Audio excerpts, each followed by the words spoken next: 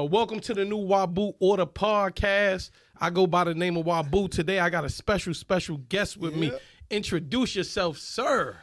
You already know who it is by the sound of my voice. But for some of you that are not familiar with my voice and you see me in person, my name is Antonio Hash, and I am the sheriff of Roanoke City. Yeah, we're going to have that conversation. Yeah, we got it.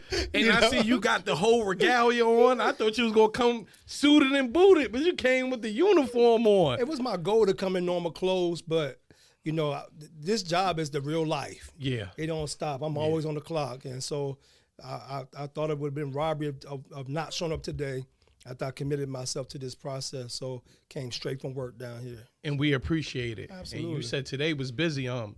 Just in the city in Roanoke, Virginia, the Star City, it was some things going on today. Yeah, the city gets busy. You know, it's just not today, but the city has a tendency of, you know, the weather. When the weather starts changing, people start getting out of their shell. They get to the point where they start, you know, things start happening in the city, good, bad, and ugly. So we got to take it for everything. But I don't like what's happening in our city, but. You know, it's not nothing new. It's been on the rise for a while. And you know, people's starting to really go crazy because they coming out of COVID. You know, restrictions, things starting to open up. So they just people been cooped in the house. Absolutely. So they just out here, woo, like it's going crazy. But with that gun violence in the city, and I know you were doing some things, and there's other people doing things involving gun violence. What is it with gun violence? Why do you think we having a spike? Well, I think the gun violence comes from, again, we have a lot of communities in our own city that they're living in this impoverished state. And a lot of times when people's mentality don't change, how do you expect them to change? It's like taking a person in poverty. If you don't take them out of that environment and give them another opportunity, they're gonna wreak havoc. And a lot of these people, they financially can't come out of these situations. They stuck. You know, is the city giving them opportunity? Because the city can only do but so much. You know, they put programs and stuff in place, but if we don't change the culture of our communities, how they live in, the financial state, the mental state, you know, because mental is a major part of it too. Exactly. You say we just came out of COVID, people cooped up in their homes, mentally they're not there. And now we give them an opportunity to get back out in these streets. They running rapid. So it's like we have to figure out the culture of what change do we want to see in our city. And it don't just start with us law enforcement. It starts as a city as a whole, collectively making something look like it. And I like the way you just said that. And I always tell people, especially in the black community. That's right. The church is the cornerstone of the black community. Right. Come on. Right? I feel that they left that position. Right? I think, like, you know, back in the days, people used to go to church for everything, marriage counseling. If I had a problem with you, you had a problem with me, we go to the church and sit it down. Even if I wasn't a Christian, if like the church was involved with the community, now it seems like the church is just, we by ourselves. We a separate entity. We ain't part of the community. Well, I think that the culture is changing. Not every church. And it's not every church. You got some churches that understand the dynamic of community, getting back out here and showing face. There's a scripture in the Bible that says, how do the people supposed to come in? They come in by us compelling them to come, which means churches got to get out of the four walls of their church, go into the hedges and the highway and compel them. They ain't coming to you because you look nice. They ain't coming to my department because I got on a black uniform unless you go to the community. I vow as an agency to come back from behind my desk. Yes, the desk is important. Yes. But you can't get it done sitting behind a desk. So what do? You show up. You go into the communities. I told somebody the other day, I know how to go to Northwest. I know how to go to South Roanoke. I know how to go to Northeast and Southeast. You know why? Because I know how to change the environment.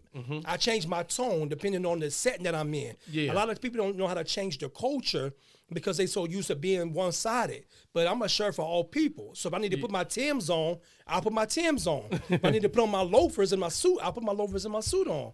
But you change the demographics of what you want by the environment that you walk in. If I need to go to a corporate table, I know how to go in there and talk like I'm at a corporate table. Put me in any environment, I'm going to survive. You know, but the churches have got so long gone because they forgetting how to serve. Yeah. It becomes a culture of what can you give us versus a culture of how can we serve. And when churches get back to the place where they learn how to serve, and it's not based off the money, but it's based off the servitude, then they'll start to see change. Our community see change. You said it very clearly. As kids, we grow up, we went to church. We had youth leaders. We had people that cared about our kids. They showed up. They took us on trips. They took us camping. We had vacation Bible school because they understood the change that our kids needed. And what was most important to me, the mothers in the church get busy in the kitchen. Listen, they got busy, but they also understood the prayer time. Yes. Every Wednesday at our church, we got around the circle in the front altar, and we pray for our government officials, our law enforcement, our teachers, our administrative people that got the market. You know, because of the market crash, we all done, right? Yeah. So we pray for everybody, but the people forgot how to pray. I know I got this uniform on, and we don't want to talk biblical and stuff like that. I can only give you what's inside of me. No. But we forgot the culture of praying. Yes. Prayer changes things. It says it in the Bible. Some things only come through fasting and praying. So the culture of what we need to do is get back on our knees in the face and consult God about some things that we need changed in our city. Because apparently the money is not changing it. Us giving the money to these different entities is not changing it. The gun violence ain't stopping because we're giving away $100,000. Yeah. So what's going to change it? When the people come together. The guns just getting bigger. Absolutely. But when the people come together as one and present something to our communities and change the culture of how we view things, I believe we'll start to see change. You know, but we have to learn how to reason together. It's stop being so different and spread. It's not about the Democrats, not about the Republicans, not about the independents, but it's about us as a united front moving our city forward so we can get these people some help. And until we change that, we're always going to be in this state. What makes a young black boy coming up, right? I'm speaking on you. Say, hey, I want to be a sheriff. What brought that?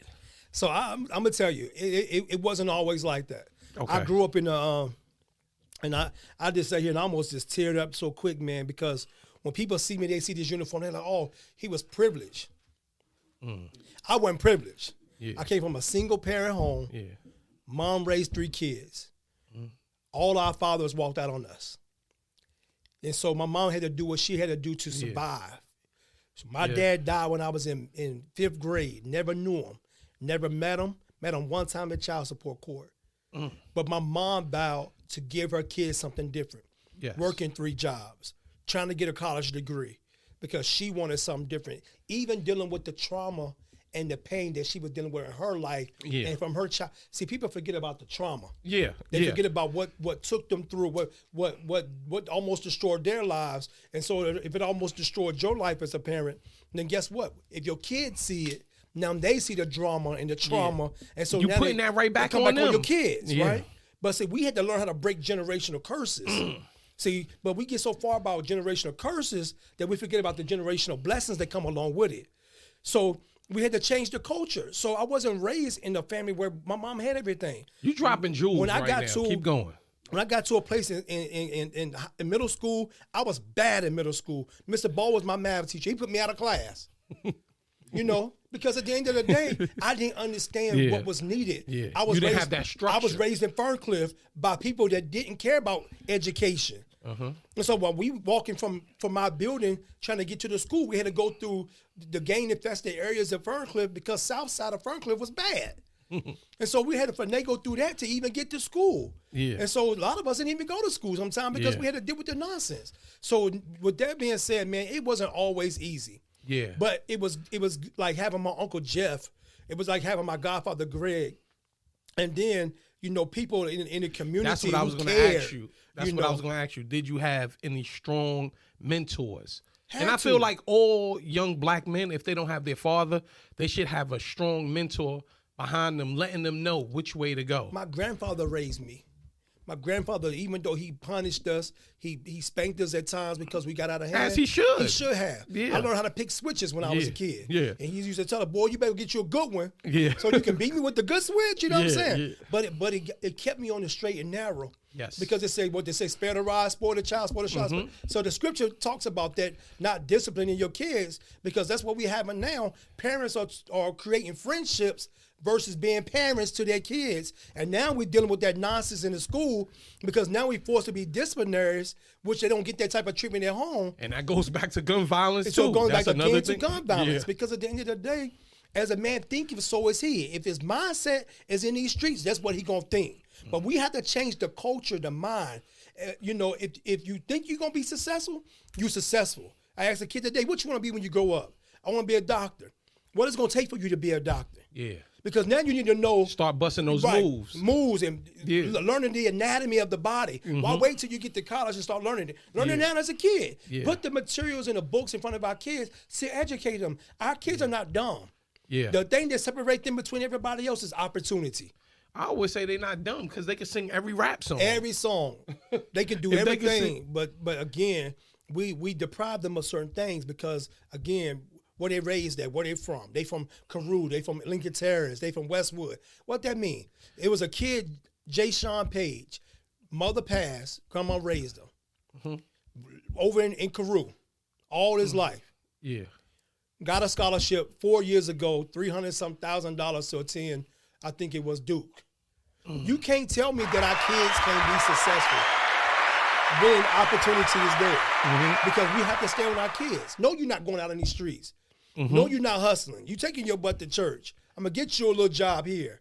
But we have to teach them entrepreneur. Teach them, what do you want to do? Go sell T-shirts, sell lemonade, sell water on the street. Yeah. If you can take a box of candy that costs $13, but it's 40 pieces in there, you just doubled your profit. Yeah. We have They don't understand that stuff, Like, when I moved here, when I moved down south, I seen, like, down south, like, in the streets, right?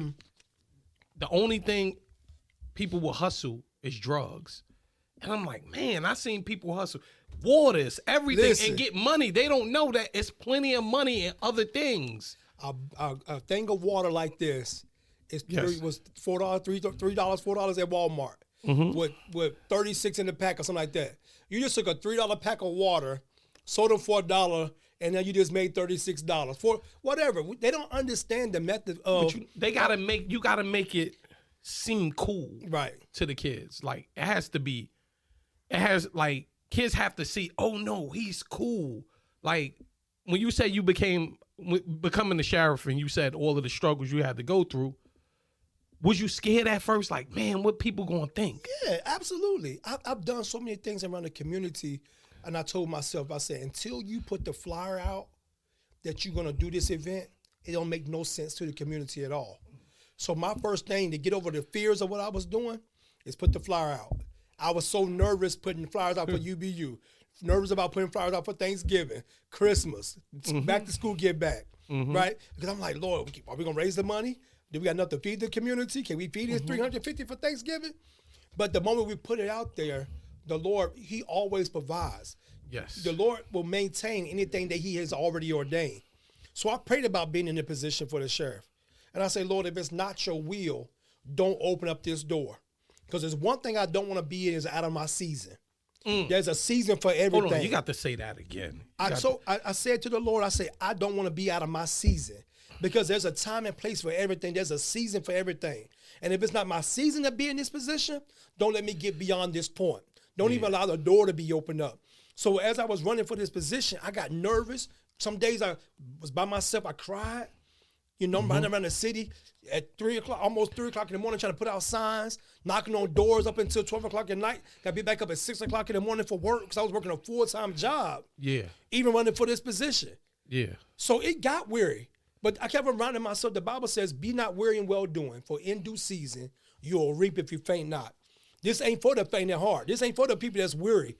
And if you're going to be worried about it, then why pray about it? Yeah. Because if you're going to pray, give it to God, man. And my mom kept me rooted and grounded throughout this whole process because she understood if you put a petition before the Lord, leave it there because he honors it when you consult him first in the first place. So while I was being nervous about it, crying to her, she was like, you got it. Like, it's as far as like process. Sheriffs and different political people everywhere, right? Yes, sir. It's kind of like a good old boy system. people like, You want to talk about that? yeah, You sure? no, yes, because I want to know, did that make you feel some type of way, or did you, was that a hurdle you had to get over, or you just never seen that, or what was it? Was it a hurdle? It was a hurdle. People in our city, and I don't knock my city because I love Roanoke City, Yes. but people, if they don't want you to be successful, unless they bring you to the top, you're not coming to the top. Because you can rise to the top, but it has to be as they control you. Yeah. You a puppet. Yeah. So I'm going to tell you when you're going to be on city council. I'm going to tell you when you're going to be the clerk of courts. I'm going to tell you when you're going to be the treasurer. I'm going to tell you when you're going to be the chief of police. I'm going to tell you when you're going to be the head of this library. I control my city. And so when you don't have permission from the people who control the city, and you don't look like the person who they want to control the city, you become a threat to them. Yes. And anytime you become a threat to them, they put obstacles in your way to keep you from crossing over those hurdles. So I had to fight. What's that movie? All my life I had to fight. All my life I had to. This process create Color Purple. This process woke me up to really who was really for me, who was against me. And I had to remind myself every day, if God be for you, who can be against you? Because if it's his will, you're going to get there. I didn't have the money in my campaign. We was robbing Peter to pay Paul. Yeah. I was, but the thing about it, the Lord gave me a couple months before I even launched. I kept on saying, you know what? I'm going to buy a new pair of shoes. Some say save your money. As I kept it in the bank. Some say go do that. I was saving my money. I didn't even realize why I was saving my money. Why you was doing it. Because the previous sheriff talking about, I'm running again. So I was like, I ain't running against him. That's two Democrats running against each other. They don't even look good, right? Yeah. So I waited my turn. The moment I found out he wasn't running, I said, you know what? If I don't take this leap of faith, whoever get in office can do what they want to do with anybody. We at-will employees. And then you don't have no room to complain. Listen, on the back of my badge, it says that all sworn persons taking the oath of office, they work at the pleasure of the sheriff. Which means if that sheriff don't want you working for his office day one, guess what they do? They get rid of you. And so with that being said, that's the code 15-2-1603. You work at the will of the sheriff. So if the sheriff don't want you, guess what? You don't have a job. So he could just make something up. Listen, that's the field we work in. You work at the will of the sheriff. So I said at that moment, I have to create opportunity for Hash and my family. Yeah. Taking care of my family. Building legacy. Right. So if I don't build those legacies for the kids, they see I don't got no kids, but I got nieces and nephews. I got godkids. I got kids in the community that's looking up to this young man, 42 years old, that say he running for sheriff. Yeah. And so you had to set the tone for what you wanted. In the Democratic Party, they was very supportive, but you had some ones like, I'm going with what we know. Yeah. And I got some other ones like, you know what? I'm going to take a chance and a leap of faith. Yeah. And so I had to rally myself around the people who say, you know what? I'm going to give you this opportunity to make this city look good. And that's a good thing that you shaking things up in the town. And people already know you from already being in the community, doing events with UBU, your company. Speak on that first. So that UBU thing. You know, again, before I even got the position as sheriff, my motto was always take care of your city. Because if you take care of the people in your city, they'll take care of you. Mm-hmm. And it wasn't a publicity stunt for me. It was always, I remember growing up in my household when my mom didn't have. And sometimes, even though she was embarrassed about certain things, she had to go to the food. Y'all remember that block of cheese, do y'all? Oh, the block of butter. That was the best cheese, though. That was the best cheese. And bologna that you had to cut. It came in a roll, and you had to cut it. My mama was never ashamed to have to go get the cornflakes that was in the bag, not the box. Oh. You know what I'm saying? Nah, I remember the cornflakes. It was just a white box and it said cornflakes. See, you know, it was stuff like that our family's like, you know what? We were struggling, but our parents tried to hide so much stuff from us because they wanted us to be successful in life. So the struggle has been real from day one.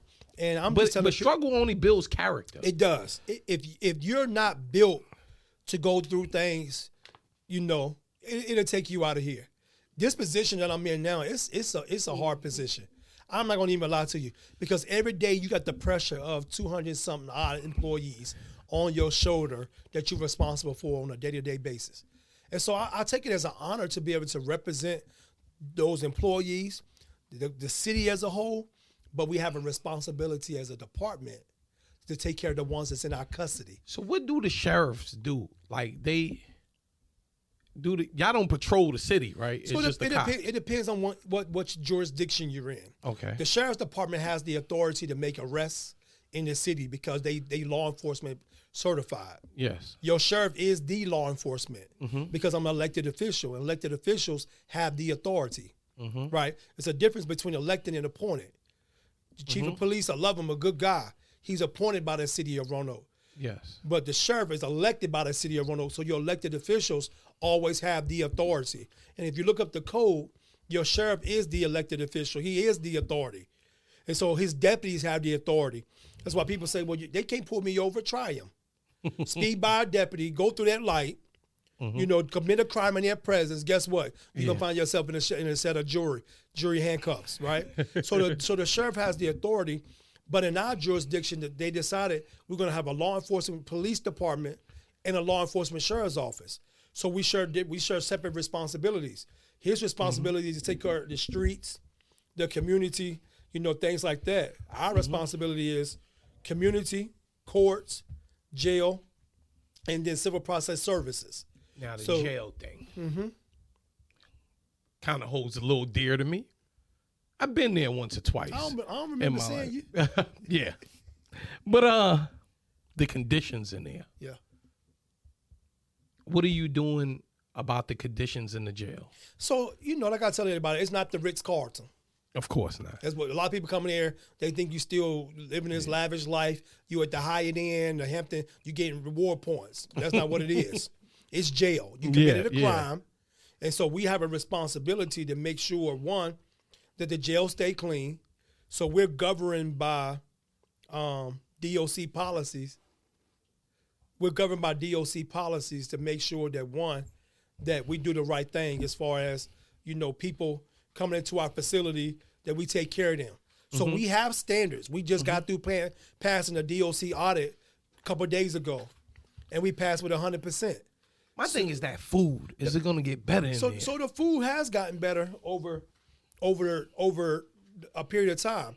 What happened is a lot of the services in our facility, they're contracted out through different vendors. Yeah. So you got our food service is contracted out, our medical service is contracted out, our mental health stuff is contracted out.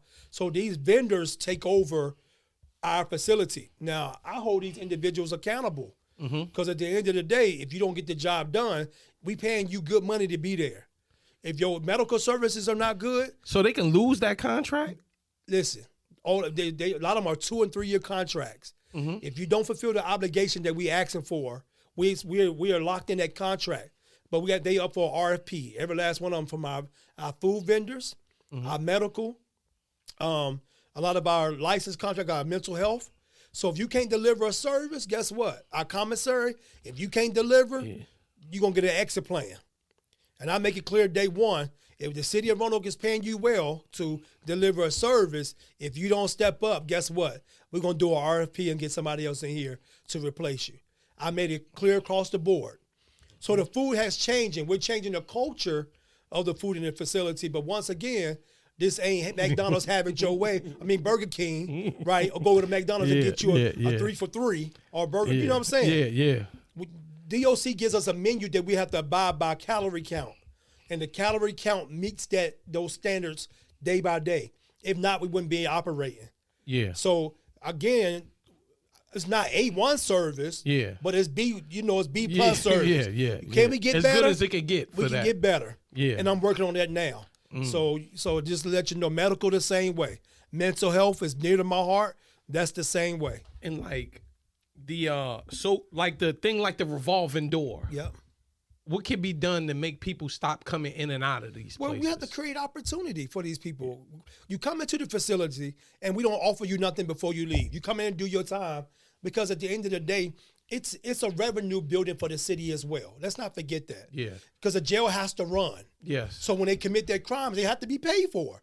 The staffing of the deputies, the staffing of the medical, the staffing of the kitchen, So it has to create a revenue as well. So I told them day one, my commitment is to talking about recidivism, changing the culture of how we treat people when they come into our facility, and then how we release them back out into society. Yeah. So we're changing the culture on the services that we deliver to them. But society needs to do something too, right? As far as like these jobs, especially high paying jobs, they won't hire somebody that has a felony. So we're changing that too. Like, was it June the 16th? I got a vendor meeting for all of our community partners who saying they bring something to the table. At 10 o'clock, 9 o'clock that morning, we're meeting in the city's EOC EOC room, something like that. You said June 16th. June 16th. At 9 o'clock in the morning, any person in the city of Roanoke that says, I have something that I want to offer the inmates in Roanoke City Jail, this is your opportunity to come and let your voice be heard. Because what we won't do is keep on playing games with folk. Yeah. They get on social media. We offer amazing services, but then when it's time to go to work, everybody disappearing. I vowed day one coming into this job. One, I had to get in there and assess where we was at. Yeah. I realized some of the deficiencies that were stopping our agency from going forward. I got rid of those individuals and those practices. We put new policies in place so we can move forward. It's like buying a house. Yeah. I found the land, right? Yeah. I assessed the land. I realized with this land that I wanted to purchase this house. January 1, I bought the house. So then I came in, I needed to do some renovations, right? So I had to realize, I needed fixtures replaced and things like that. So we started replacing employees, people who we knew can get the job done. Now I got to build the value of this house now. Yes. And so that's what we're doing. We're putting practices in place to move forward. Yes. And so if we don't give these people opportunity before they're released to go back into society, we're failing these people. Yes. So we got a program coming out September the 5th. It's called the Ignite program. It's inmate growth through natural education and services, right? We're giving them resources that's given to us. Verizon is one of our partners. We got Trinity Food Service, which is one of our partners. I just met with the guy from Red Robin. I met with the guy from Wendy's. Met with some of our mental health workers. TAP is a part. They're on board with us. Goodwill is on board. Got Virginia Cares. There's another entity that just started in the city of Roanoke that I spoke to this morning. And so these people are welcome to the table. If you got a service, we're going to work. Yeah. And so with that being said, the Alpha program just came back. So they can get them resources and help, especially those on drugs and, abusing alcohol. So they're court-ordered to go through this program. Then we have the reentry program that we starting in 1G, and we vet those individuals in. So if you in like 90 days before you get out, we transition you to 1G so we can get you some help. Resume building, communication skills, how to do your finances. If you can't take care of your money, what you gonna do? You gonna blow it. Exactly. Get you $100, you done with it in a day, right? Yeah. So teach them how to save their money, how to work their money. So these programs are coming into place, but we need people like-minded that don't mind coming to the table. And so I don't want to make this a political game. Yeah. If you come in for a political reason and you want to say, because I'm running for council or something like that, you're not welcome. Because it's not political to me. This is about lives, saving lives. And if we can save these lives, let's go to work. You know what? This just came to me. I really feel like you got like the spirit of North C. Taylor. Should I raise my hands and receive it? Nah, I'm dead serious. Like, should I receive that? You got like the spirit of North C. Taylor. Because you're trying to do things for the community, because you live in the community. Like, a lot of these people, a lot of these politicians don't live in the community. So they don't see what's going on. They don't see the things that the people in the community are complaining about. So it takes somebody from the community to see and be like, hold up, nah, I know they telling the truth because I seen this or I seen this happen to me. Yeah. But you know what I'm saying? But at the end of the day, we all can get caught up in nonsense if we let it happen. It's easy. But we have to protect ourselves, protect our rights. You have rights as a citizen. And don't let nobody take your rights away from you. Stand up for your rights. If you know we ain't supposed to be doing certain things, the question is on it. That's what I be telling Jordan. I got rights, man. He be trying to step to me too much. Tell him about it, No, but as a city, man, we have a responsibility to take care of our city. And when you got such great pull on your city, we have to watch the things that we do. There's people watching us, even though they don't say it. I had a millionaire that on my Facebook page, and I didn't know they was even following me. And they say, I followed you for about a year. I didn't say nothing. I watched what you put on social media, watch the things that you said, watch the people who you surrounded yourself around. And the reason why I connected to you, because I like what you was doing, and it was positive. You got to know them that labor among you. You got to know who watching you. And some people that's watching you ain't going to say nothing about it until it's time for them to step up and say, you know what, I'm going to support you. So I tell our kids all the time, watch your surroundings. You can't let everybody into your circle because some people don't deserve to be there. They don't deserve to take your peace away from you. Some people are peace blockers. They want to take your peace from you. But, man, life is good, man. This position is good. Society that we represent is good. We have to just make sure we take care of each other. I'm all about taking care of our community that we serve. And before we close out. We closing? I'm just playing. Oh, I mean, we could be here all night. But now I really wanted to do this interview, right? Because I feel this could be impactful for our community, especially the people I represent. I want to I did this to shed light on certain things. Because we have a hidden enemy. I'm being real political right now, right? We have running for office. We have a hidden enemy, and we have to overcome it in all ways. Like we start to think that certain things ain't cool, or we just think one way. Let's attack from all ways and build our community up. And y'all know where y'all heard it first on the new Wabu Order Podcast. Let's grow. Got Antonio Hash right here. That's right. And Jordan is still a sucker. And that just will never change. And Wayne Hancock is a sucker. That would never change. I like it. My man. Like it. Thank you for the opportunity. Appreciate it. There you go.